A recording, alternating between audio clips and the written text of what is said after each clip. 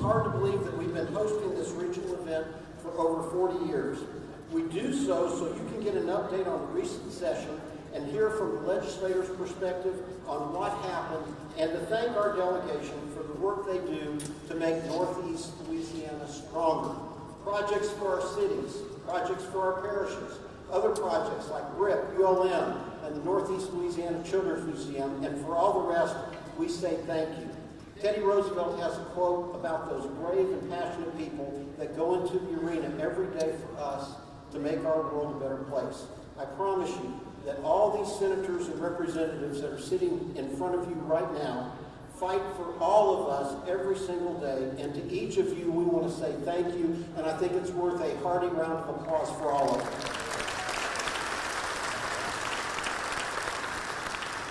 Now, I hope you've had the opportunity to finish lunch. If you haven't, if you could pause a minute, I'm going to ask Reverend Ike Bird, Senior Pastor at Mount Zion Baptist Church and Monroe Chamber Board Member, to come up and lead us in the invocation. Pastor Bird.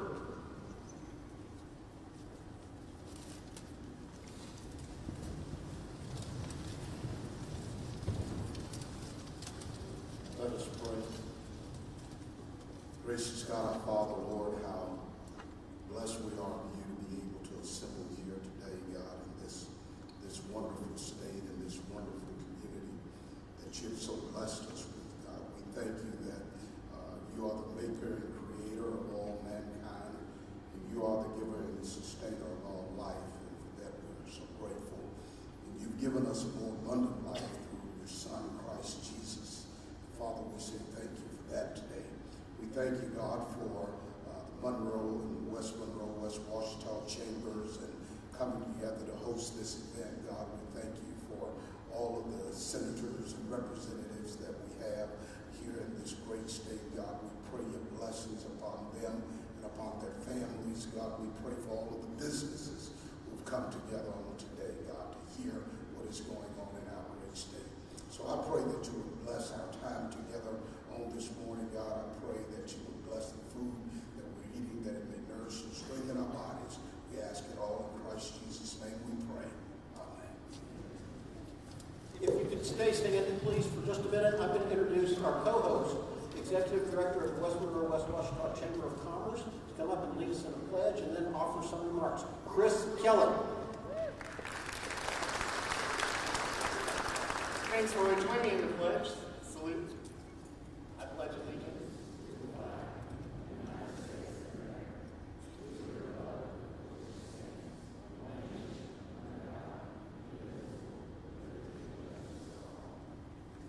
Please be seated.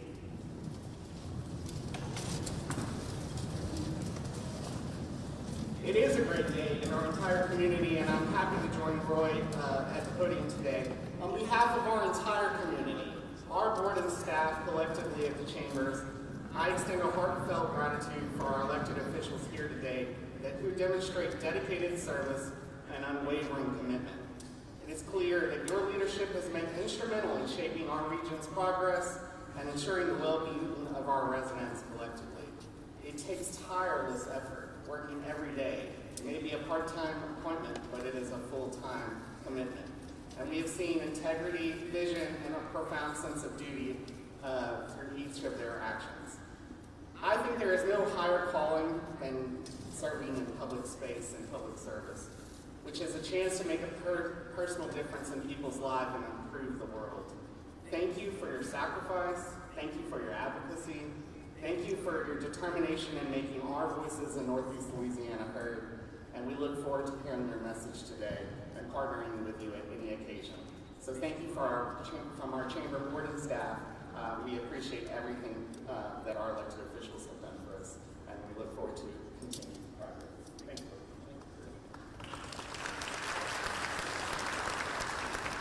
Thank you, Chris. Now, we have a lot of people to introduce before we get to all our guests of honor. And I'm going to start down to my far left, and if we've had some shaking around, so if I miss somebody or if I get out of order, I apologize. I'm going to start with Pastor Bird, who you just met. Dr. Mark Sanders, Dean of VCOM Louisiana campus, who just had their first graduating class last month. Congratulations, Dean Sanders. Dr. Mark Aram, Provost and Vice President of our University of Louisiana in Monroe, the real University of Louisiana. Dr. Randy Espers, Chancellor of Louisiana Delta Community College, the best community college in the nation. Chris Kelly, who you just met. Jeremy Harrell, Board Chair for the Monroe Chamber of Commerce and Executive Vice President for Guaranteed Bank and Trust. Brandon Welch, Board Chairman for the West Monroe West Ouachita Chamber of Commerce and Store Director for Brookshires. The Honorable Friday Ellis, Mayor of the great city of Monroe. Next to him, the Honorable Stacy Mitchell, Mayor of the great city of West Monroe. Next to her, the Honorable Matt Talbot, Mayor of the great town of Sterlington. And next to him, the Honorable Gerald Brown, Mayor of the town of Ridgewood. And next to Mayor Brown, the Honorable Shane Smiley, President of our Ouachita Parish Police Jury. Give a round of applause for those folks. Now, this front table is who we're going to hear from in just a minute, but I'm going to introduce them right now. Senator Jay Morris, Senator Katrina Jackson Andrews, Senator Stuart Cathy Jr., Senator Glenn Womack. Representative Reiser could not make it. Representative Francis Thompson, Representative Pat Moore, Representative Michael Eccles, and Representative Chris Turner. Give it up for them, please. We're going to start down here with our sponsors, the Hall of Fame of Businesses. We've got William Smart, Executive Director for the Monroe Housing Authority and CEO. Chris Holyfield, Vice President of Holyfield Construction and a Leader of Change sponsor. The Honorable Billy Clarkson, Mayor Pro Tem for the town of Sterlington. Dr. Tom Gillette, President of St. Francis Medical Center and a Leader of Change sponsor. Taylor Cagle, Senior Vice President, Commercial Relationship Banker for Origin Bank and Leader of Change sponsor. Bill Wilson, Market President for Century Next Bank and Monroe City School Board member. Josh Brown, ISO Systems Coordinator for Mid-South Extrusion and a Leader of Change sponsor. Josh Etheridge, the Chief Strategy Officer and Face for EPC and a Leader of Change sponsor. Mark Randolph, CEO of Oshner LSU Health Monroe. Bob Griffin, Operations Manager for Atmos Energy. Don Legg, owner and CEO of ServPro and 318 Construction. Jeremy Tucker, Marketing Manager for KTVE, KARD TV. Chris Tingle, Monroe Market Manager for Stevens Media Group. Chris Cobb, Vice President of Lexicon Steel Fabricators. Matt White, Executive Vice President, Pellet Operations for Drax. Tim Green, Partner at Allen Green and Williamson. And the Honorable Juanita Woods, Council Vice Chair, Monroe City Council. Please give it up for all those folks. Also sponsoring our event is Johnny's Pizza, Homeland Bank, University of Louisiana Monroe, More Investments, the Radio People, and Vantage Health. Please give it up for those folks. Now, we have quite a few elected people in the crowd, and I'm going to try to run through those as quickly as I can, but I do want to thank them for their service to our community, which is one big, giant community. I'm going to start with the town of Sterlington. Zach House, Alderman. Charles Hodnett, Alderman, and Erica Grouse, Alderwoman. Ouachita Parish School Board, Tommy Como and Harold McCoy. Ouachita Parish Police Jury, Larry Bratton and Lonnie Hudson. Retired Judge Elvis Stout is with us. Judge Wendell Manning, 4th Judicial District Court is with us. Ramona Martin with U.S. Congresswoman Letlow's office. Angie Robert with U.S. Senator Cassidy's office. Hannah Livingston with U.S. Senator Kennedy's office. Mike Walsworth, former state senator and with the Lieutenant Governor's office. Kathy Ray, who's the Northeast Louisiana representative for Attorney General Liz Murrow. Please give it up for all those folks right now. Now, we'd also like to thank the legislative staff who have joined us, and when I call your name, you guys are really what runs everything, and you are at our ribbon cutting, you're at everything. So when I call your name, please stand up, and because we want to give you a round of applause after I'm done. Katie May with Senator Morris. Tori Roberts with Senator Womack. Cynthia Nyquist with Senator Cathy. Donna Stevenson with Representative Gadbury. Sharon Gilmore with Representative Thompson. Katie Murphy-Murray with Representative McFarland. Jennifer Harvey with Representative Eccles. Annette McDuffie with Representative Reiser. Shanta Johnson with Representative Moore. Kimberly Watson with Representative Fisher. Also Chris Lewis with Representative Fisher. And did I miss anybody? If I didn't, give those folks a round of applause. Now, it's my pleasure to call Mayor Friday Ellis to come up and offer a welcome on this behalf of the city of Monroe. Mayor Ellis.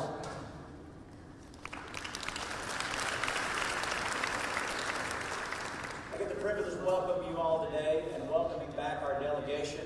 I didn't call them as much this session because they were fast and furious down there working really hard, and they put in some long hours. And I just want to say I appreciate it. I know you're away from home, you're away from family, and you're putting in those extra hours. I want you all to know this isn't just about bringing money back home. That's a big part of it, but a lot of it is helping us solve some big challenges that we face in our community, and them helping us get into rooms with the right people to help us make decisions. A lot of this is no secret to you that a lot of our work we do here, and we've seen through the city, has been with drainage. And with the help of our delegation, we have over 7 miles of drainage that is being built capacity, that have plagued neighborhoods for years. And every time that I sit down with our delegation, they're always quick to help and help us solve these challenges. So I just want to say thank you so much. There's other issues like passenger rail. I told a joke at the last Southern Rail Commission meeting. There were 2 people there from Richland Parish, and I said, well, you know what they say back in Louisiana. I said, where 2 or more people from Richland Parish are gathered, Francis Thompson is present. And so it's true. Francis and his staff, they have always been big champions for this, and I want to say thank you for what you've done in your office. Jay Morris, I want to give you a special shout out too, because Jay always has the nose to find money for equipment here in the city of Monroe. I can tell you, and I will speak on behalf of our employees, they really appreciate it. The new equipment helps them be more efficient and helps them get home on time too. So we appreciate everything that you do.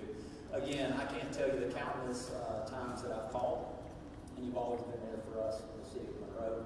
And I just want to say thank you for all of your help and all that you do. Thank you. Thank you, Mayor. And I think I might have missed Hannah Livingston. Hannah, did I miss you or did I get you? Okay, with Senator Kennedy's office. Thank you for being here. Now, I'd like to call on Mayor Stacy Mitchell on behalf of the offer of welcome on behalf of the city of West Monroe. Mayor Mitchell. Thank you. Well, I guess drainage is the theme because the city of West Monroe was very successful with our legislators' help in receiving some drainage money. We're thrilled about that, and really the same thing, being able to correct historical problems that have plagued neighborhoods, residential and commercial neighborhoods. So, and it's cash. It's that state direct funding, which we love. I hate the P money. I love the cash money. So we got some cash money coming. So I want to say thank you for that. We also do have some P money, P1, for a street overlay in downtown, and as well a little bit of the appropriations that Mayor Ellis referred to on a piece of equipment for public works, and then doing some infrastructure location for our downtown area because it's very old and we don't know exactly where all the sewer and the water and all that stuff is. And as we grow and need to add capacity, this planning, locating money will be very essential to us moving forward. So I do want to say thank you to all the legislators for sticking up for us, doing your jobs, doing it well. They all did a really good job keeping me informed this year, so I didn't have to text them quite as much. So maybe that was on purpose. But anyway, I do appreciate them and say thank you for what you do.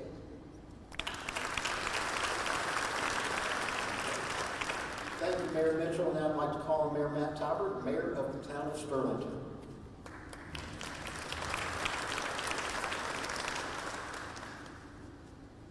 On behalf of Sterlington, thank you all for being here today. Nobody's more nervous right now than Representative Eccles to see me with a microphone. Because he's on the receiving end of a lot of emails from me. And the one thing that I can say about these men and women in front of me is when you send them an email, when you call them, they're going to pick up the phone. In fact, Representative Eccles picked up the phone in the middle of a House hearing and said, "Yes, sir, what do you need me to say?" And I didn't realize it was in there. So I turned it on and he stood up and he fought for us. And all of these guys do. And, they set the example for us. We were just up here talking with the other mayors and police jury about working together to just make our entire area a better place. And we couldn't do that without the example that these men and women set for us and the work that they do. Every time that I've called on Senator Catley or anybody for a letter of recommendation to get federal projects or state projects, they're on it within minutes. So we're very thankful to these guys and look forward to hearing from them.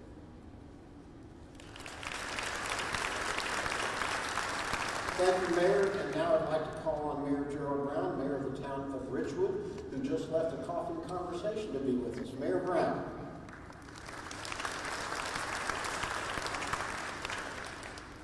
Thank you, Roy. On behalf of the town of Richwood, I'd like to welcome everybody here today. Daphne sent me an email this morning and said that you need to be 30 to 60 seconds fat chance. I'm long-winded, I'm sorry. But I'm going to do my best to, I'm going to do my very best to be brief. And usually when I speak, I am always brief. Whether that's 15 minutes brief, 30 minutes brief, an hour brief, it's always brief. But I want to tell you a quick story because we appreciate this legislative delegation that we have. I appreciate the way that they advocate for us and how they're always honest with us whether I want to hear what they have to say or not. And so we appreciate that. So quick story. There was a bus load of politicians on this long country road. The weather was very bad. And unfortunately, they got into a terrible accident, ran off the road, and ran into a tree on this farmer's property. The farmer heard all the commotion, goes out to see what's going on. He surveys the situation. It's pretty grim. And he gets his tractor, he starts digging a hole, and he's getting ready. He's burying folks, right? And so the sheriff shows up, and he says, wow, this is a terrible accident. He said, I appreciate you coming out and taking a look at things. I can't believe that everybody died here. Everybody died. I can't believe that. He said, well, some of them say they weren't dead, but you know they're politicians, they do lie. We appreciate this group for being honest with us as we talk about our needs and the things that we want and we can't wait to hear. Thank you. Thank you, Mayor Brown. I'd like to call on the Washington Parish Police Bureau President, Shane Smiley. Shane, come on up.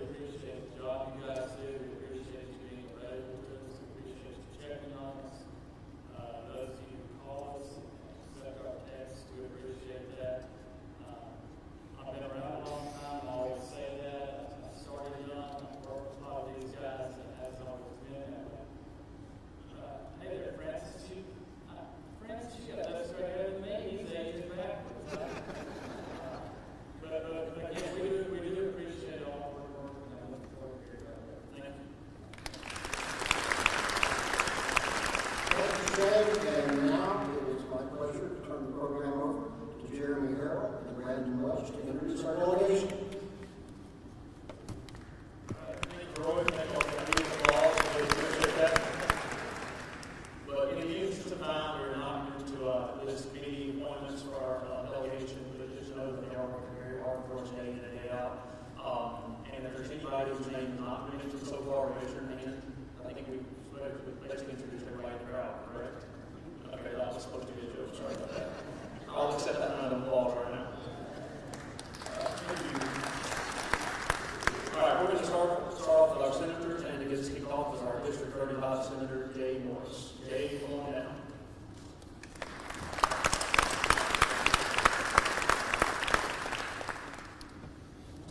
Thank you very much. It is good to be home. And when I say it's good to be home, it's good to be home. We've had not just one session, we had 3 sessions, for those of you who may not remember way back in January. We started out with the congressional redistricting session. Some of you will be a little bit shocked when you go to the polls to vote for your congressperson, hoping to vote for Julia Letlow. A lot of you will not be able to do that. You'll be in Mike Johnson's district. So hence, I did end up voting against the redistricting bill that ultimately became the law of the land. That was a strenuous week or 10 days. And then we went on to the second session of the year, which was the special session on crime. And I don't know if I aggravated the Senate president or not, but he put me in charge of the Judiciary C Committee, which hears all the criminal bills. So I spent a lot of time. I am a lawyer, but I'm not a criminal lawyer, but I spent a lot of time learning more about criminal law than I ever thought I would in my career. And we did pass some good things. Everybody knows that there was a very serious spike in crime post-COVID, particularly in some of our larger cities.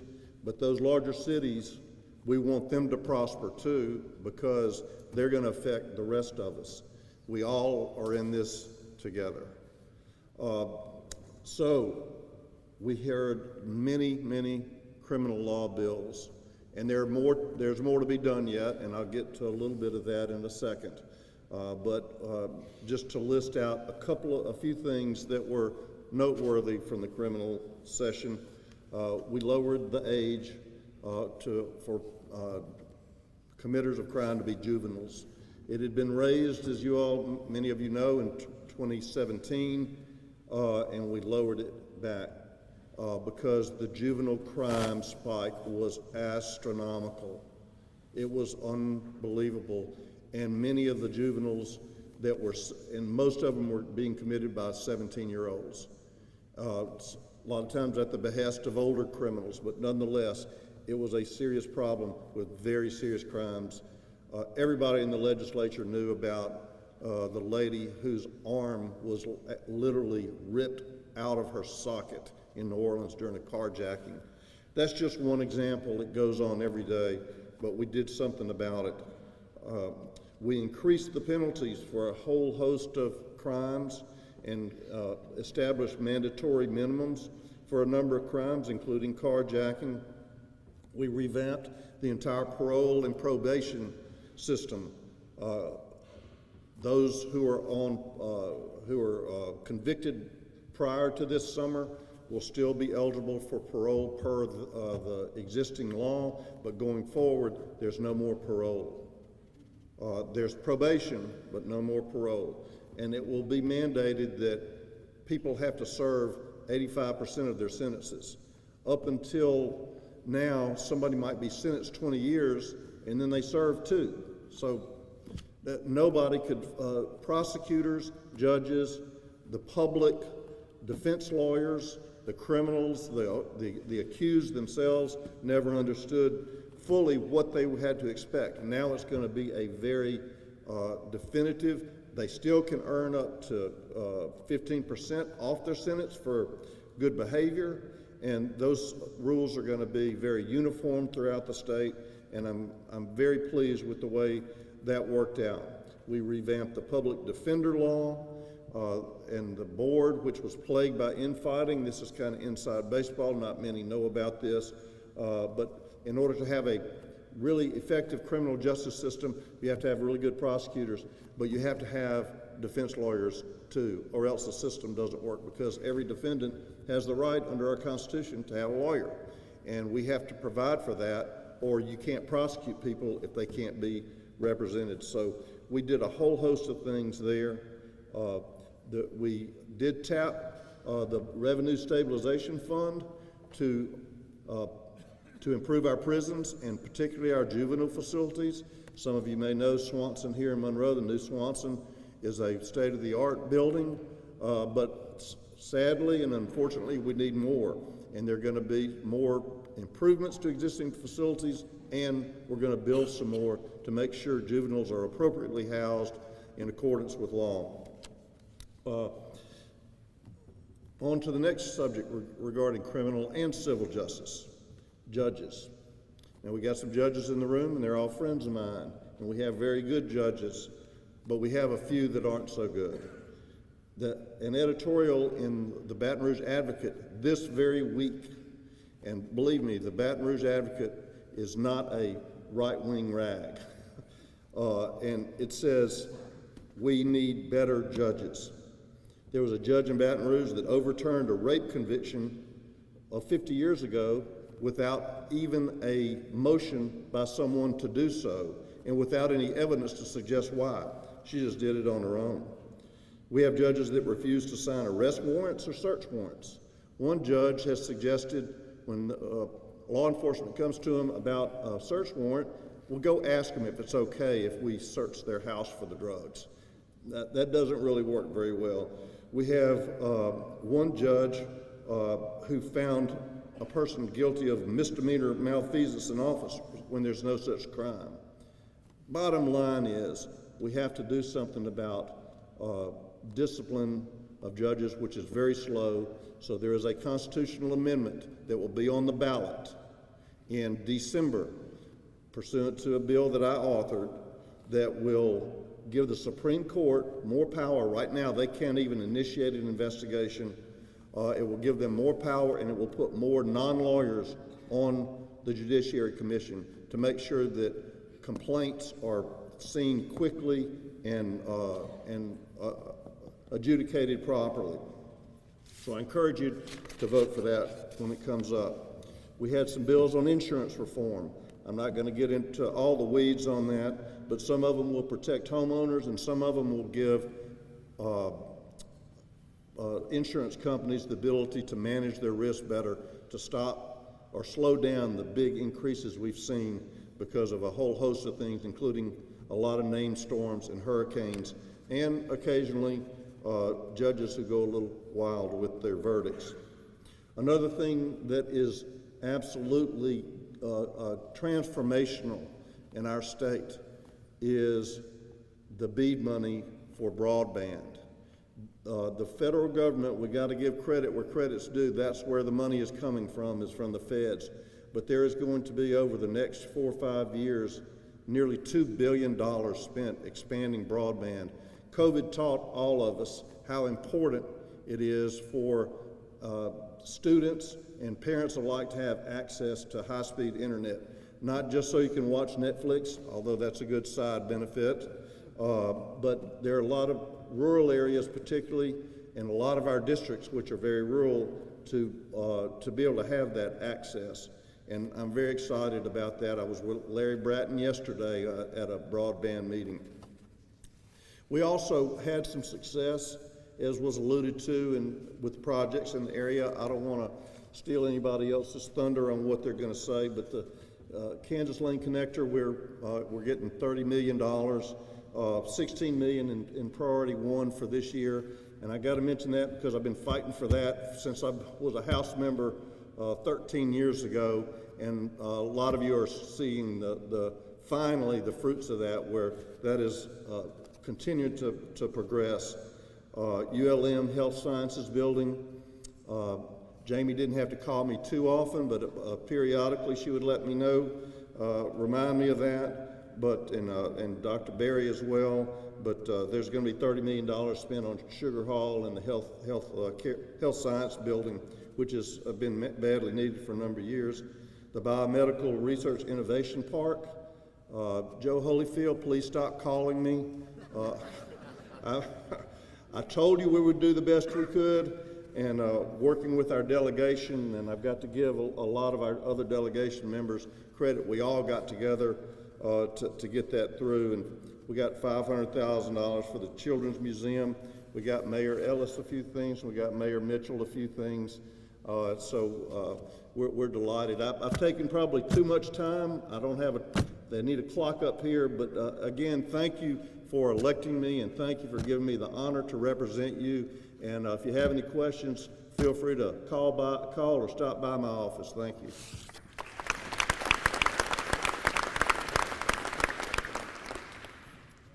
Next up, representing District 34, we have Senator Katrina Jackson.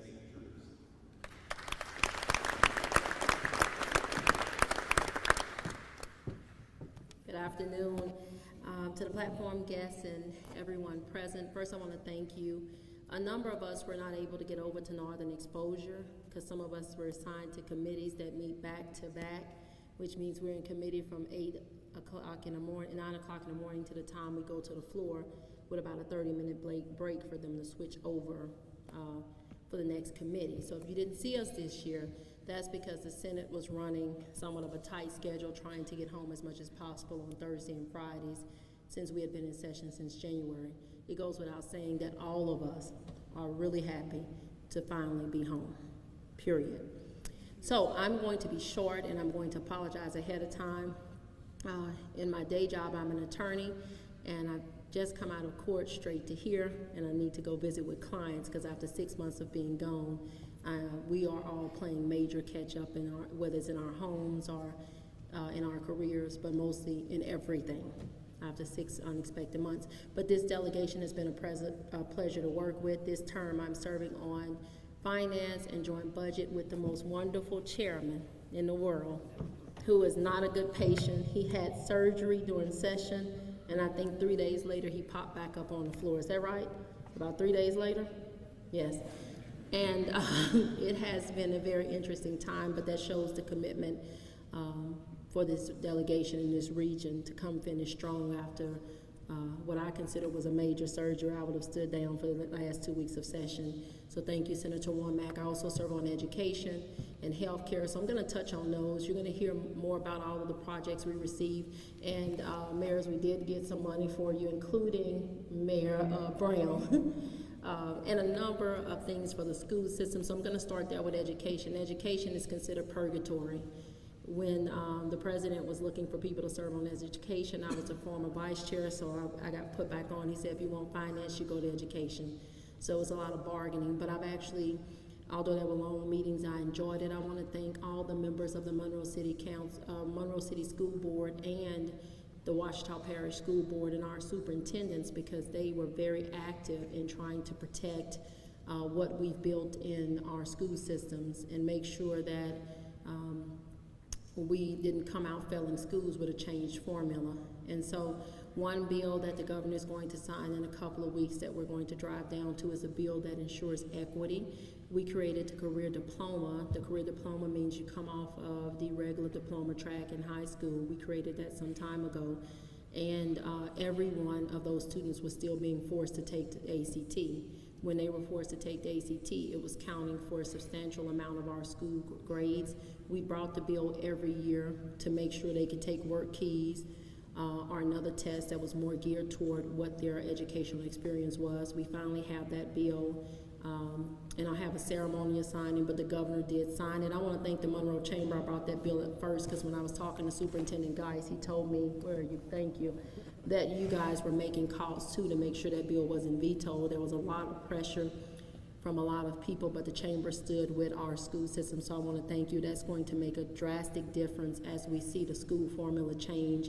I think Bessie just adopted one. Our school systems are opposed to that, so I'll put a note in right there that while you're still advocating, advocate with the school system, because although we're out of session, when I talked to our superintendents, they said we have like, I think a B now, and the new formula would overnight bring them down to a D.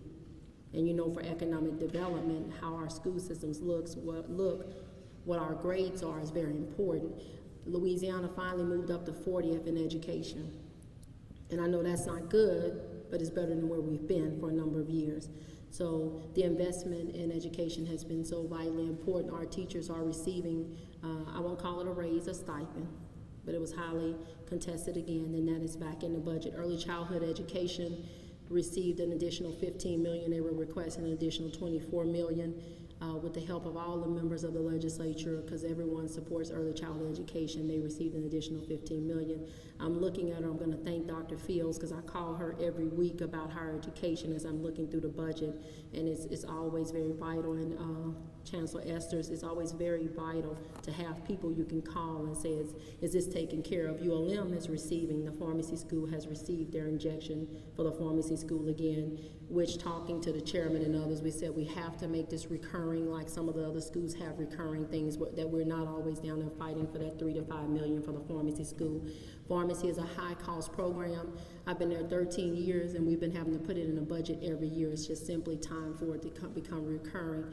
The business owners and all who advocate outside of their own businesses for different infrastructure in our area, I want to thank you as well. Moving on to healthcare. Healthcare was a big buzz to try to figure out and make sure that we matched our state and dollars, because for every dollar we invest, we receive 3 of federal dollars. So playing with those CMS dollars, those Medicaid dollars, and making sure programs were funded. There's going to be some drastic changes, however, to how we check the Medicaid rolls to make sure people are still eligible, to make sure ineligible people are not on the rolls. So you're going to see a shift there. You're going to see us, well, me and others may be talking more about make sure you sign up every year, make sure you remain eligible, because that is important to our healthcare system as a whole. A lot of people are going to talk. I think that's pretty much it in in education and healthcare. There were a number of bills passed. You are going to get our mail-outs. My office will be emailing out a very intense, this is what changed in law, because as Senator Morris said, a number of things changed in criminal law. We've had those requests in other areas. But VCOM, I want to thank you. You had your first graduating class. We were in session, but that has made a major impact on the economy, and you just getting involved and supporting the legislative process as much as possible. A lot of members are going to talk about a lot of other things in the budget. I want to stick to healthcare and education because you have so many members and we tend to repeat ourselves. But Monroe, Louisiana, Richwood, Sterlington, Ouachita Parish, I'm happy to report, is receiving its fair share in the appropriations budget and the capital outlay budget. And we can't do it without each other and with the help of so many people. Mr. Holyfield, you did text us a lot. And but I was encouraged that someone would be that tenacious for projects in our area. So thank you, and thank everyone else that texts us. But it takes a lot as a business owner to come outside of your business and continuously advocate for the things, those with disabilities, and other things that's needed. My staff is not here, but I want to thank them. They probably did not want to come because I'm probably one of the few legislators who came in on a Monday night at 11 o'clock and showed up at the office at 8 a.m. And I have not taken a break since we've been back, so they're probably sick of me already. But thank you so much.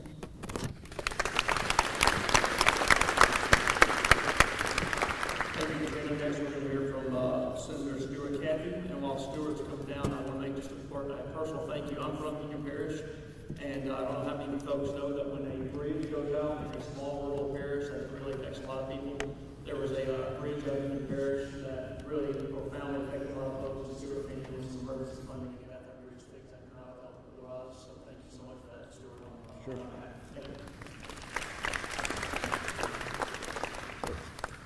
Thanks, Jeremy. Look, and I can't take all the credit for that.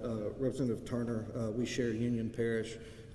We truly are a team, and I couldn't have done that without his help. And look, and that's one of the things I want to talk about before getting into the session and the legislative priorities that we got passed and things, is we really do have a great team here. Regardless of political affiliation, regardless of geography, we truly do work together very well in order to try to advance Northeast Louisiana, and I'm proud to be a part of this group. And I'll hit on a couple other things in a minute. Just real quick, how many of y'all have gotten one of those great welcome letters from Downsville or Mangum or Eris or Oak Ridge? They show up in the mail and they say that we took a picture of your car and you were driving a little too fast and you got to send us some money. So, yeah. I was driving home from Baton Rouge one day and I had a couple of sheriffs called me and said, hey, we want you to get rid of these things. These are awful. And I'm like, all right. And I don't know why, but I got mad driving home thinking about it, and I got rolled into Mangum, and there's a guy sitting there in Mangum in the often used for police enforcement Honda Civic. I know we see those out on the streets all the time. Sitting there, and it got me. And so I whipped around and I pulled in there. And I'm not exaggerating or making this up. He had a radar gun in this hand, a Nikon camera in this hand, and a 9-month-old baby in the back seat. And I said, who do you work for? And I don't know. I say, look, I'm not mad at you. You're just trying to earn a living. I say, but this is wrong. And so I went home and I put a post on Facebook that said, hey, I'm going to be bringing legislation to get rid of these things this session. About a week later, my wife and I put on Facebook that we're having a baby. The post that my wife and I share on through my campaign page saying we're going to have a baby got 136 likes. The post about the traffic cameras got 1,000 shares, 275 likes, and 651 comments. Now somebody said, well, yeah, but you're just saying you get rid of tickets. Everybody hates tickets. I was like, look, it's like people love babies. And they chose to do that. So I brought legislation to try to outlaw. Now, that's when I learned about Orleans and Jefferson Parish. Orleans Parish makes $20 million a year on traffic camera tickets. Jefferson Parish in Gretna and West Wego is like almost $7 or $8 million just in those. Well, the chairman of the Senate Transportation Committee represents Gretna and West Wego and lives just outside of Orleans, and there's 2 other senators on there with him that live in Orleans Parish. So banning those things was not going to happen. So I said, all right, what can we do to restrict these things in such a way that we can essentially get rid of them, at least in the rural parts of the state. And so that's what we did. So the first piece of legislation I'm going to talk about is Senate Bill 302, which the governor has signed. It says that they cannot be within half a mile of a speed limit sign. Well, I don't know if you've driven through Mangum and measured it. It's not much more than a mile long. So good luck being half a mile from the start and half a mile from the end with a traffic camera ticket. On top of that, they've got to be operated by a post-certified law enforcement officer. It can't be a contractor and all this stuff. They have to have a 4-foot by 4-foot sign, 7 feet off the ground, 500 feet before their car. They can't use an unmarked vehicle, and the officers, if they're not in their vehicle, have to wear reflective vests. If you don't pay it, I know one of the things that they threaten everybody with is we're going to turn you into the credit bureaus. Nope, can't do that anymore. That's against the law. So if you show up with one of these on your credit report, they're violating the law. You can also sign the back of it and say, I wasn't driving the car, and the ticket is automatically forgiven. I see we got some people from Ouachita Parish School District. I think y'all will like this one. If they put a traffic camera in a school zone, first there has to be a cooperative endeavor agreement between the school district and the municipality, and within the CEA, they've got to share revenue with our school districts. So that was actually, I took that from Florida. They're doing that in Florida, and I said, you know what? If they're going to take advantage of the school zones, our school district should get some money out of it.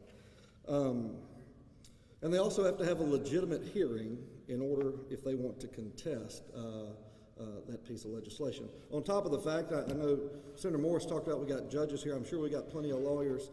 I've also got an Attorney General's opinion. If anybody wants to file any type of class action lawsuit that says they're already banned, they've been banned for 10 years, I'm happy to share that with you and have at it. So that was a very passionate piece, and the opening night of session, the sheriffs always do a deal, and I walked in, and I know obviously our people up here locally, but I mean the deputies from places that you just hear of that just thank God y'all are trying to do something about this, and so luckily with the help of the legislature we were able to do that, and hopefully you can drive safely through all these little municipalities and not worry about people taking pictures of your car. A couple other pieces of legislation that I authored was Senate Bill 268 and 285, which were a package of bills that dealt with lithium. So right now, Exxon has leased over 100,000 acres in South Arkansas to do lithium exploration and production. there was no mechanism in Louisiana for that to happen.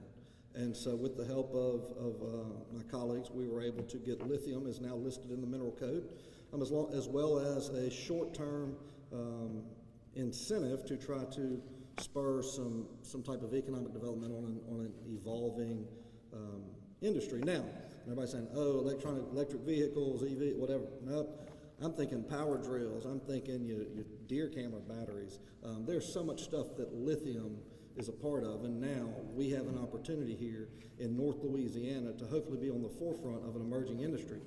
We've seen in the news over the last several months the announcement of multiple processing facilities, one in Jefferson Parish and one, I want to say it was outside of Lafayette, that will be processing lithium into various groups of materials. How great would it be if that lithium they were processing came out of North Louisiana? And so hopefully this legislation will get us in line to do that. A couple of personal, I went and saw a movie and it just infuriated me. It was the Sound of Freedom. I don't know if y'all saw that. And so I said, you know what, there needs to be stricter penalties for trafficking of children. And so now in Louisiana, you're automatic life in prison at hard labor without parole if you're guilty of sex trafficking of children. The only reason that you're getting life in prison is because I couldn't give you the death penalty, because there is Supreme Court jurisprudence that prohibits you giving somebody the death penalty for a crime that doesn't involve death. And so they're just going to have to sit in jail forever. Also, another bill dealt with drug screening for minors. If a child is tested for a drug overdose in the hospital, they have to test for fentanyl and then report that up through the various channels through LDH. A bill that actually I'm assuming we all probably voted for, it was actually by Senator Mizell from down in Washington Parish, is a bill that I'm really excited about. And it's Senate Bill 484 to revamp Louisiana economic development. We need our economic development office to move at the speed of business, not the speed of government.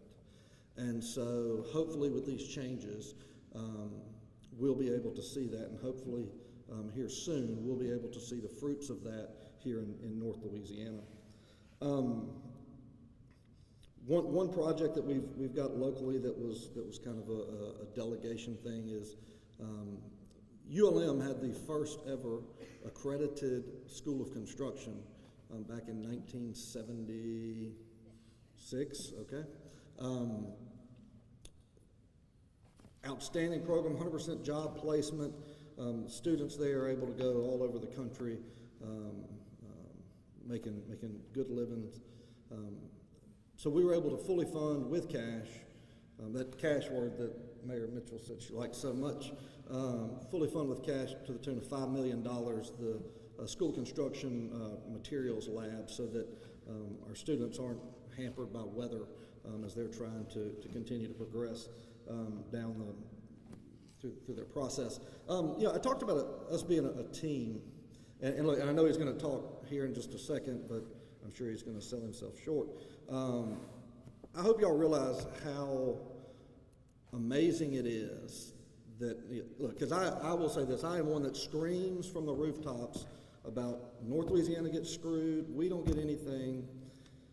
We got the finance chairman, right here, going to speak to me next, and the appropriations chairman, both from North Louisiana, whose districts touch.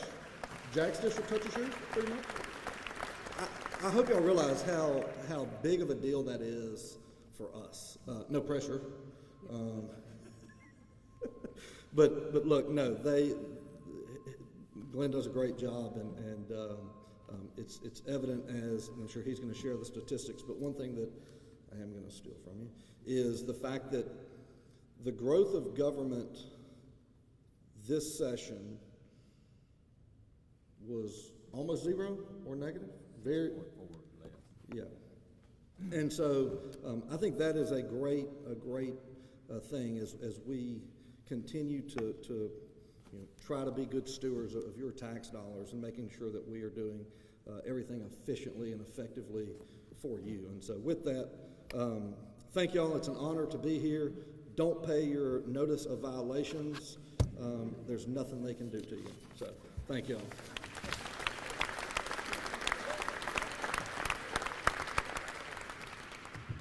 Thank you, Senator. Next, we want to welcome from District 32, Senator Monroe.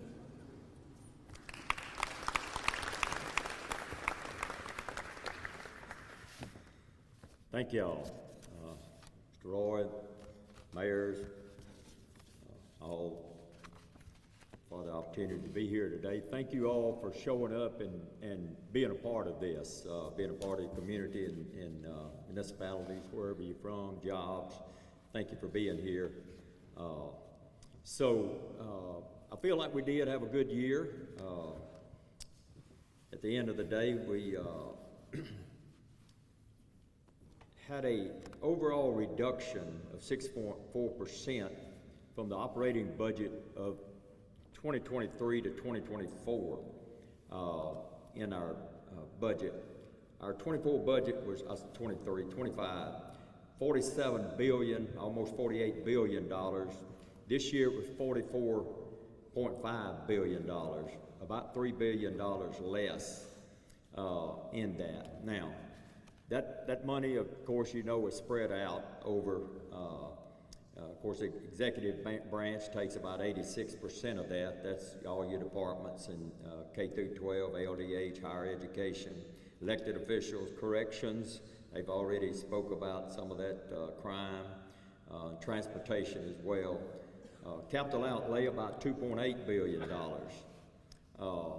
As we work through the budget, as HB1 come over and looking at it and getting on the Senate side, we begin to look at the revenues, at how it would be expended, how the money would go out.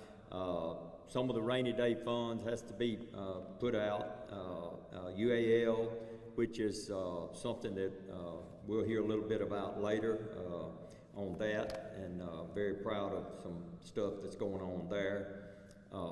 But we were able to look at some of those monies, and then when we had the REC in May, we recognized some more money. And as we began to put it together and look at our state and some things, the initiatives that we have, you can talk drainage, you can talk water, you can talk any kind of infrastructure, and some of the things that we needed. In our rainy day, we already had in our Revenue Stabilization Fund, we already had like $2.2 billion in that fund. After recognizing the extra money, it was like $717 million was recognized. So with that money being recognized, as a group, as a delegation, we began some conversations and went into some meetings with our bonding people and sat down and looked at what would it do if we pull that money out of there. What, instead of putting this money that's required by law to put it in there, what could we do if we didn't put it in there? Would it hurt our bonding rating? Would it hurt our state in that area? And it was come to the conclusion that it would not. So we began to have conversation about what if we took that money and actually put it out on the streets? What if we invested some of that money? As everybody knows here today, you hear it in the coffee shop, you hear it around the dinner table, is the inflation factor and the fact that wages and differential pay, the health care worker in that field, and what it's costing to actually get a project engineered and on the streets and be it out and done. We've run into a lot of that. So we chose to take that $717 million and put it on the street and get some work out of it. And some of that we put out went into the 4 different departments, and those being higher education in our UAL, and that's all I'm going to say on that, Chris, and I'll leave that alone. But we put $95 million in that to seed money to get that started. That was in some Louisiana Tech stuff. That was some School of Construction that Senator Kathy mentioned, Southern University, some roof repairs. That's just some of the how the money will be spent on stuff like that. We put another $75 million in water sector. We've already spent, as a state, about $810 million. Now we got another 75 with our water and wastewater infrastructure across our state, and North Louisiana has really done well along those lines in getting our water and wastewater systems across the area upgraded and some of the infrastructure that's been needed for years. The other thing we've done is put $390 million in our highway priority program, shovel-ready projects, to get some of those projects across our state built. Because the inflation factor is actually outrunning the money that if we'd have put it in the bank. We feel like we need to put it out there so the people will see what, instead of griping about the bad roads, at least we got something started where we're working on that. And of course, your crime, we put looked like about $150 million in that to upgrade our crime facilities, to build new ones if the need arises on that.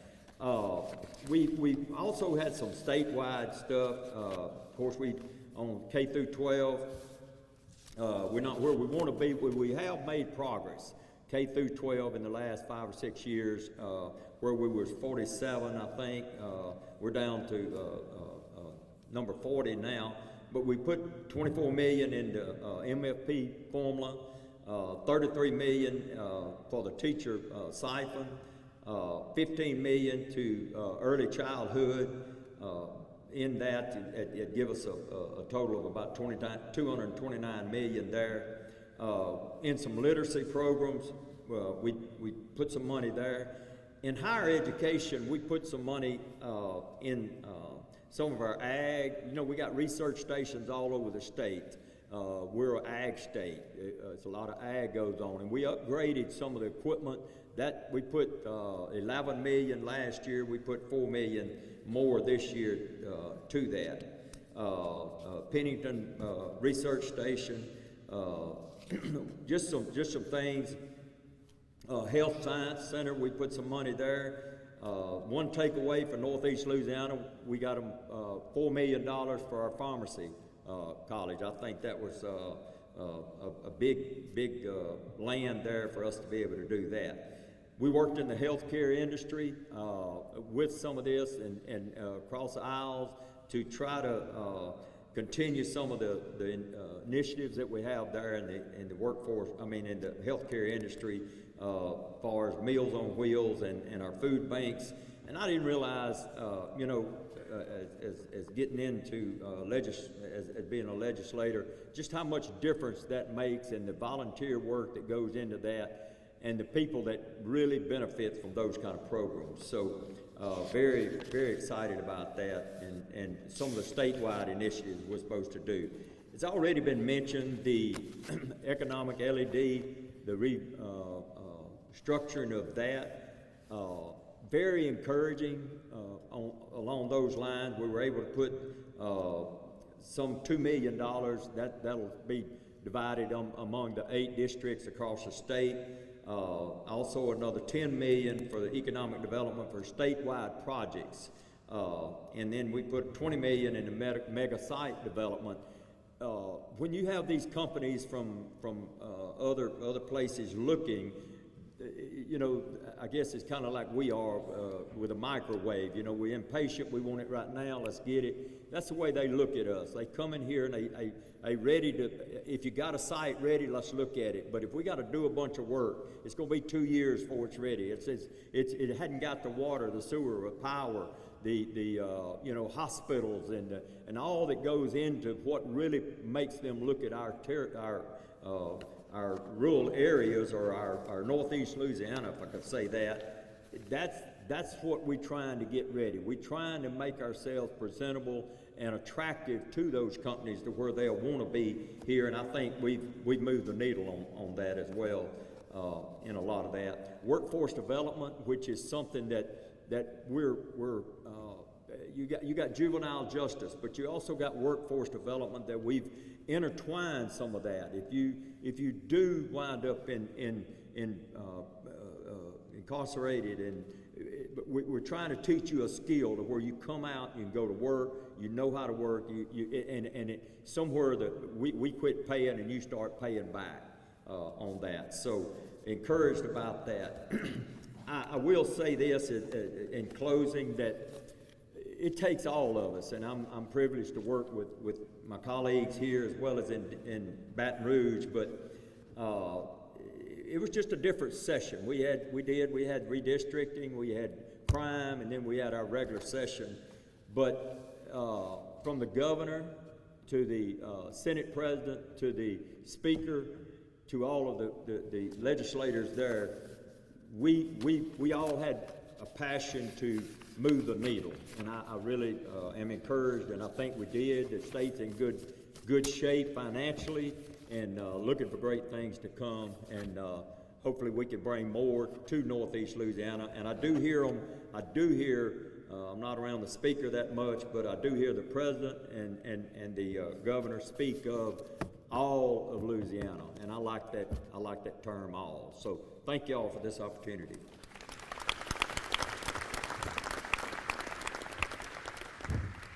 Thank you, Senator. That concludes all our senators. Let's give them all a round of applause. Appreciate everything they do for us every day, collectively, especially Baton Rouge. When we get into the state representatives, first we would like to ask District 19, the state representative, Francis Thompson.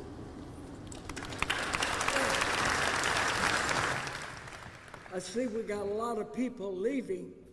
I won't be long. I'll be about 10 or 15, 20, 30, 40 minutes maybe. Could be an hour. But I was just kidding, Senator. I changed my speech 4 times right there. But I want to just make it very clear that we got a good delegation. Senate and House members, very talented. I didn't want to say this, maybe you can forget it, but I'm going into my 50th year in the legislature.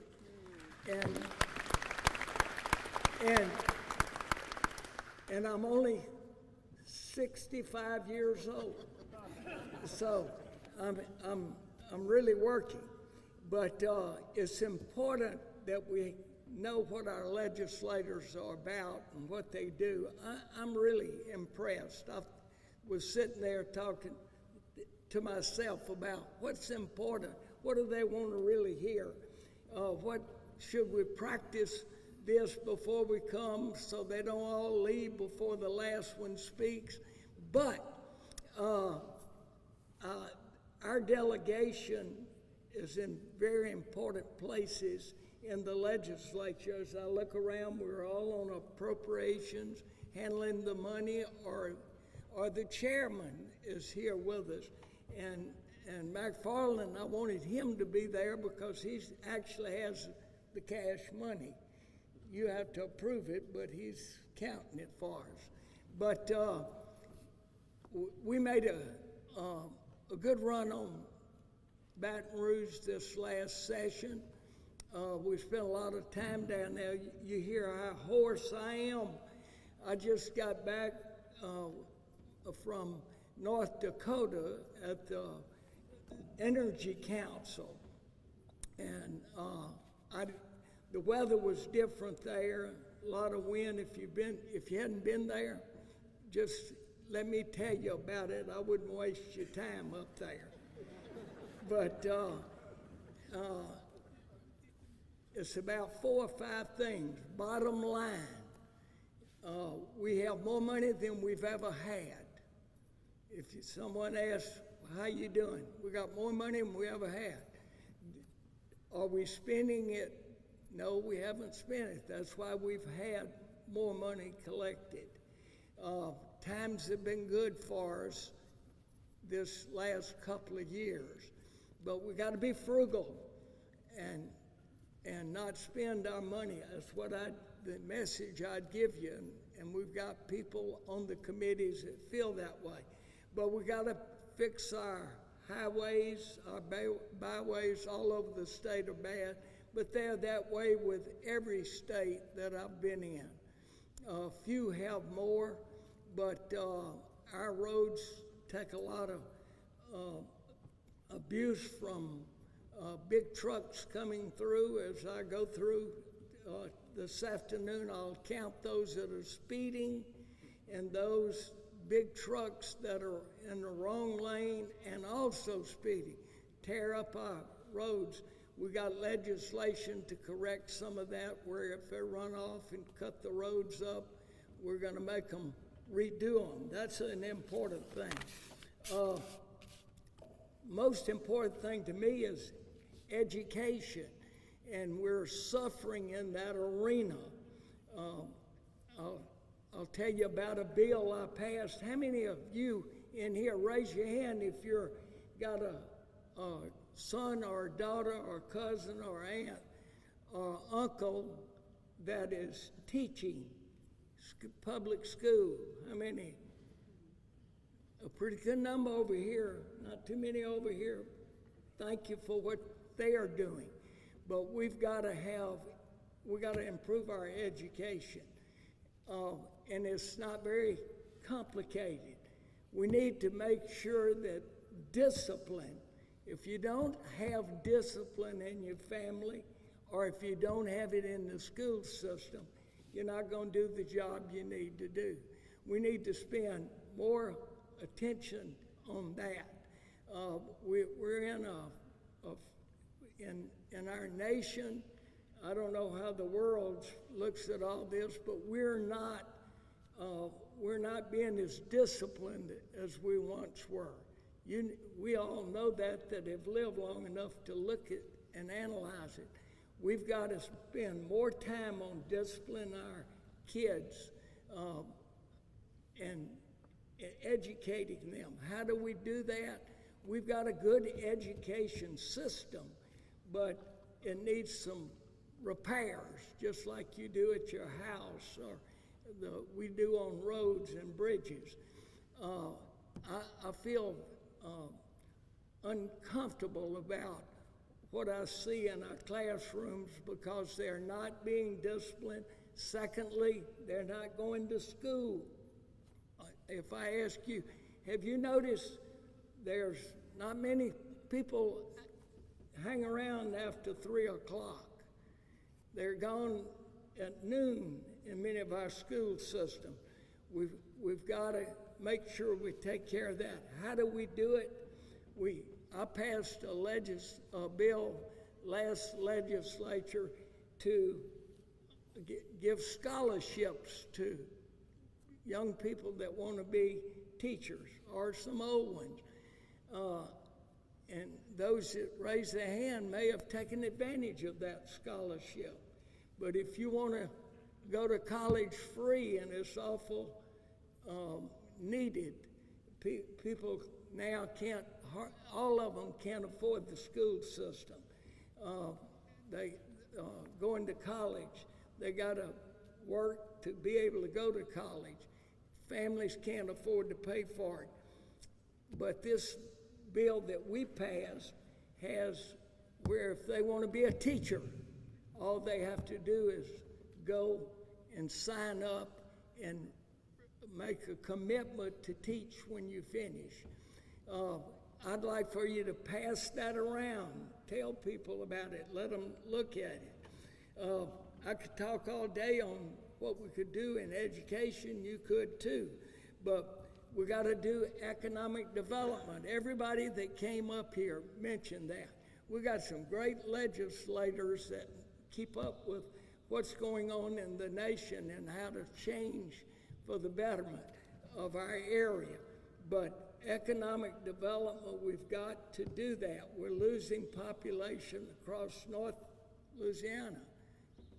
You can hardly go to a community that's got more population than they had 5 years ago.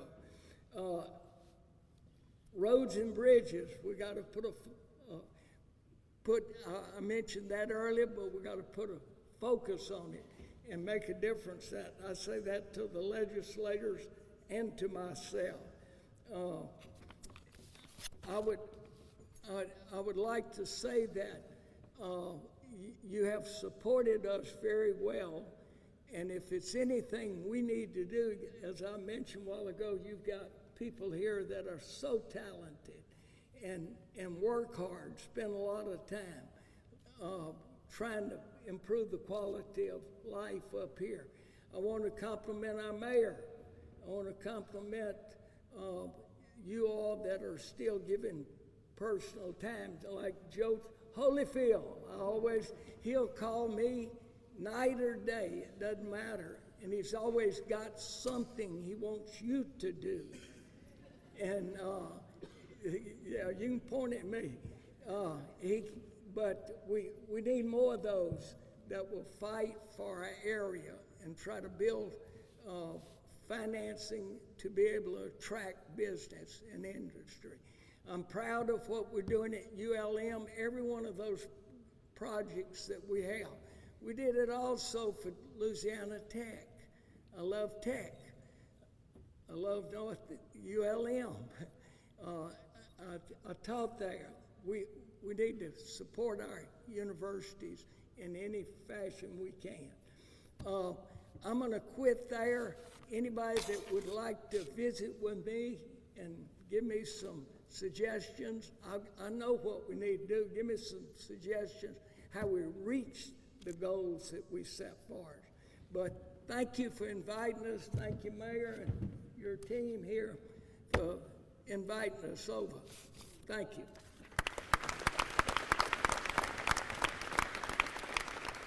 From District 17, please welcome Representative Cat.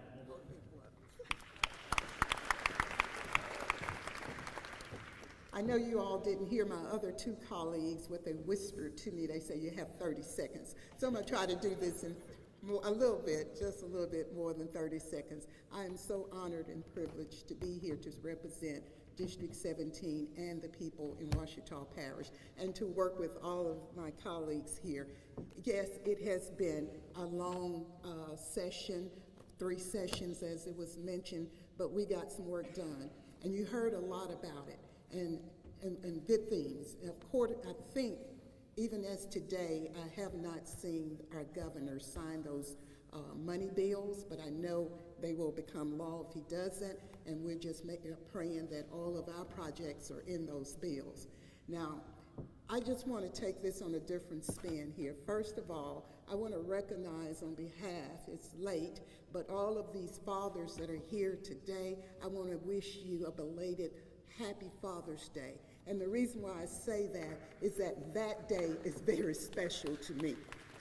It's special because for 66 years I have never ever said daddy to a man on the face of this earth. And I've never had a father to come and say, I'm your daddy. Now, why did I share that with you? The reason why I'm sharing it with you is that I know that there are a lot of young boys, mostly black boys and adult black men that are in the same predicament that I was 66 years. But I know when I look out here, I see some very successful black males, and I'm grateful for you. But what I want to tell you is this, and why that you heard all this good news. There are some things that's troubling me, because last year, my first term, I sat on health and welfare and transportation. This term, the speaker, whoever decided they would give me a little more responsibility and put me on criminal justice. And when like I think it was Jay Morris, when you're on that committee, you hear and you see a lot of things going on that's addressing crime. And to be honest with you, it saddens me because I know, they know, you might know what's going to happen if young men continue and women continue to commit crime. And if we can't get out there and do something to help them to understand that there are consequences. So last year, in my last term, I focused on I love to read. I focused on love your community. I focused on Save Our Black Males, and now next week I'll be out there adding another project and another message that says crime laws are changing. Know the laws, respect the laws, obey the laws, and most importantly, you better know the consequences when you disobey. And so when we're in Baton Rouge and we come home and every day, and when we turn on the television, there is a killing. Someone is killing another person. We're losing a life. And I can tell you, I know what it feels like to have children to go before, because we now have 2 children that have gone to be with the Lord. Unfortunately, well, not unfortunately, I'm glad that it didn't happen with a shot, someone shooting you down. But again, whoever those parents are, I know what that feels like, those family members. So we got to stop this. We got to stop it. But none of us can do this by ourselves. We're going to have to need more people to get on the front line with us. We need faith-based. I go around in the community and I talk and try to share God's word, ask them questions. Too many people do not know God. And if they don't know our God, and they don't know how much he loves them and wanted them to come into this world, and they were never a mistake, that he formed them, either knew them before they were formed in their mother's womb. If they don't know that, they're going to miss out on how to love someone else. So again, these types of things, looking at those bills and talking about those crime bills, yes, it tears my heart to pieces, because I know what's going to happen. More people are going to be locked up that look like me. More of them going to be in jail longer, and some going to even die and be buried on those grounds with an unmarked grave. So it's important that we get out there. But I do know this. There are a lot of bills passed. You heard about the monies, but there's not a lot of monies to help us get out there and talk about the bills and get the message out. So all of you all that represent media, I'm going to be knocking on your door asking you to please help me. Let me get this message out. Help me get these messages out. Education is important. I was able to get a bill passed that will give us an opportunity to decide how we're going to help those from birth to 3 years old get a good start on life. We're going to be moving forward with that and talking to people about that. What else can we do? Because yes, it's important to come in this world, but then once I'm in this world and I don't have what it takes because I wasn't asked to be born, that's what many of the children are in the situation. They weren't asked. And so they're going to need some help. But we already know that the brain develops from birth to 3. So we got to do better there. And then we got to help them to be educated and whether you want to go to college or not, I want you to know that when you came in this world, before you came in this world, there were potential. You had potentials. But then when you came in this world, who knows? But still, I believe in hope. So we want our children to stay in school. We want them to consider a 4-year university because we know what kind of jobs are out there. You can't be a doctor without a college degree. You can't be an astronaut without a college degree. You can't be a scientist, and it goes on without. But not all the people, not all the ones are going to make that choice. I know. You see, I'm standing in front of you, a great-grandmother who raised me till I was 14, who lived on a plantation, had a 5th grade education, didn't know how to read, but she taught me and exposed me and told me I could go to college. And yes, I graduated from Northeast, first in the generation. But that's what we got to continue to do. And for those who do not want, yes, we got to help you with the skills, develop the skills and all. But I'm talking to the choir, but I just want to leave you with one thing. You see, my district is a struggling district. Poverty, when I look around in the communities, what I see, very few people are owning homes, poverty in every way that you can look and see, lack of hope and all, but that's okay because I know we can do better. But I can't help my district all by myself. I'm going to need you all. And when I see my young black men, I need your help. But what I do want, and I'm looking and I see white men out here, I want you to know, because I know this for a fact, it doesn't matter if you white or black. If you care about a child and that child knows that you care, you can make a difference. So those that work for different companies, those who are out there advocating, I need you to help me. And one more week, next week, I'll be out on the road talking about love, love, love versus hate. Love yourself, but you can't love yourself until you know who you are. And so I want them to, you can't love others until you know who you are. So I'm going to be out there talking about love. Love your community, love to read, love all of that. But then I'm also going to be out there talking about these crime bills and what's going to happen and how we got to stop killing each other.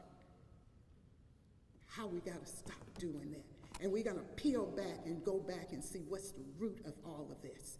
What is causing this? And I know you're able to help me to do that. I'm so honored and pleased to be working with these guys. They had my back just a few weeks ago when one of our daughters left this earth, but she's with God. But so I say this to say that when death comes, it will hurt you, almost crush you, but you will not be crushed and destroyed. You will keep moving. And that's what I plan to do. And I know my colleagues got my back. I hope you all will be working with me, because believe it or not, I'm going to be calling on you. Thank you, and God bless you.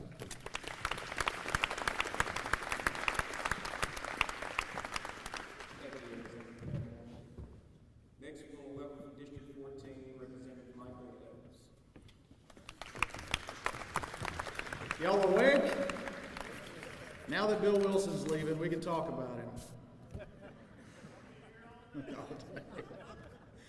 Well, first, it's an honor and pleasure to get to serve you. I'm going to be brief. I know Chris and I's notes are about the same. They're about 2 inches worth of talking points here. So this year was a banner year. And this is, if I can get you to take away one thing from what this last 6 months in the legislative session has meant, it's these 3 numbers, 164. Between Priority 1 and Priority 5 projects in Ouachita Parish in this region, $164 million.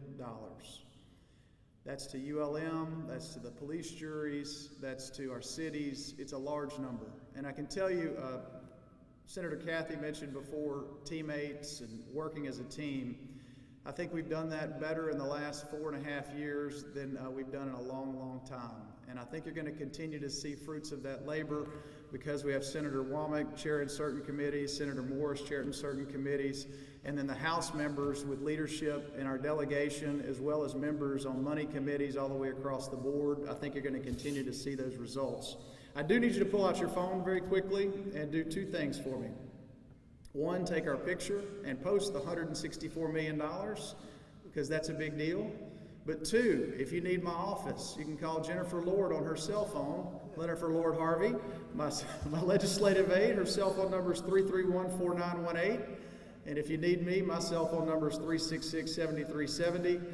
This year, we're investing billions of dollars throughout the state of Louisiana, $1.3 billion going towards Gumbo, or better known as our broadband expansion. We had a lot of individual bills that we worked on. I specialize in some of the healthcare space and trying to get people to and from doctor's visits, finding more specialists, bringing more primary care doctors to our state, and we made progress there. But I'm not going to tell you everything I did. If you want to know some of the bills that both me and my Republican colleagues are working on, go to contractwithlouisiana.com. There are 10 major priority areas, and the number 1 priority area that all of you care about in here, because I've polled you, I've surveyed you, I know what it is, and it's insurance.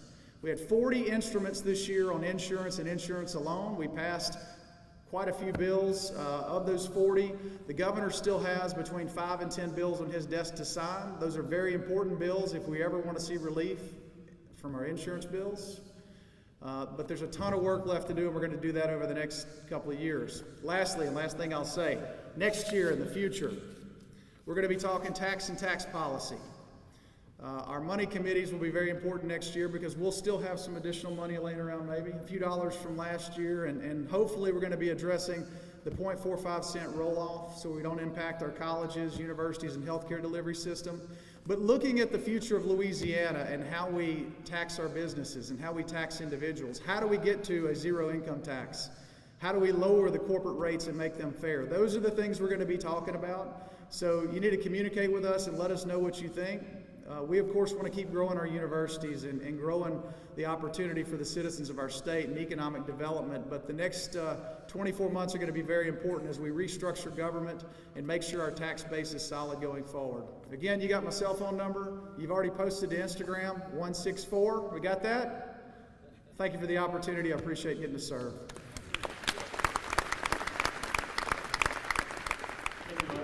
Last up, representing District 12 is Chris Turner.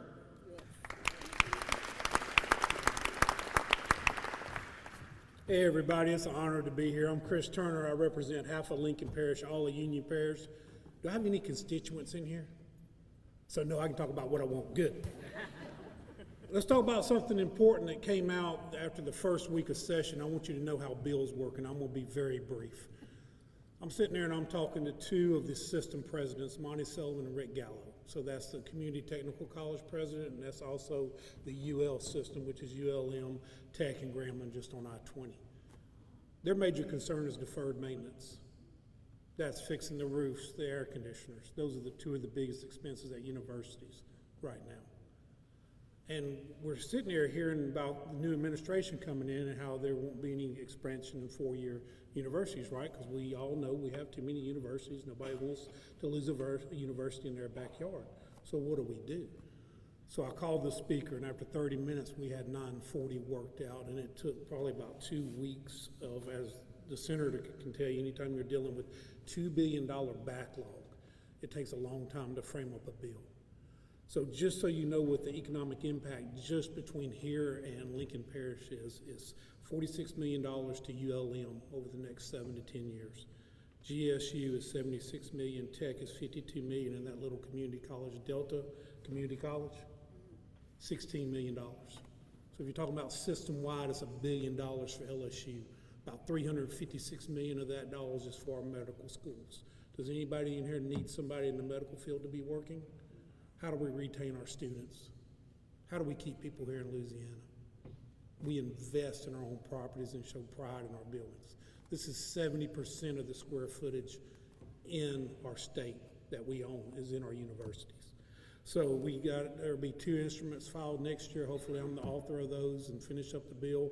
We also need to we need to redo our Constitution to where we can get toward that money that we need to get to spend toward this, or we need to do some amendments. So I'll be back here next year hopefully talking about that. We all talked about economic development. I want to bring a shout out to Rob Cleveland. Does anybody know who that is? That's our new Northeast Louisiana Economic Alliance person, so he'll start July the 15th. Speaking of that, look up HB 827, and I'm fixing to go because I know everybody wants to go and I've got to make $1 or $2 back home. Pull that up. That's for our data processing center. Hopefully there'll be some information announced here between the 1st of July or the 1st of August. Hopefully we'll have a big announcement about a data processing center coming to Louisiana. So we did a rebate bill for some sales tax for local and the state part, and it's with our neighboring states. If you've read any news at all, you know Jackson got a $10 billion investment, I think, from Amazon. So we are now competing with other states, and hopefully we'll have an announcement pretty soon. Again, I'm not going to give out my cell phone number, 318-548-9442. I got a stack of cards. Anybody that wants my number, give it to you, call me. I will say this about this delegation. If we work well together, we pick, we joke. Eccles killed me one day with an amendment on a bill. I got him back on the floor. We also have a lot of fun, but we do work well together. So please, if you're worried about something or you're worried about the way we vote, call us, talk to us, ask us why we did it. We need input from you, and I will shut up after that. Thank y'all for being here, and thank you for being involved in your community. Well, thank you, and thank you all for your patience and staying with us. I think it's very obvious that we're represented by people that love what they do, they love serving us, and they have a passion for for that. So thank you all very, very much. We want to thank our sponsors. Senator Cassie will be here August 28th for a breakfast. Monday, you can start nominating people for the 20 under 40. The September 20th is the Chamber Golf Tournament. And with that, thank you all again. We legislators, we'll have pictures right over to my stage right, if you guys could. Thank you all for coming. We appreciate you all very much. Thank you.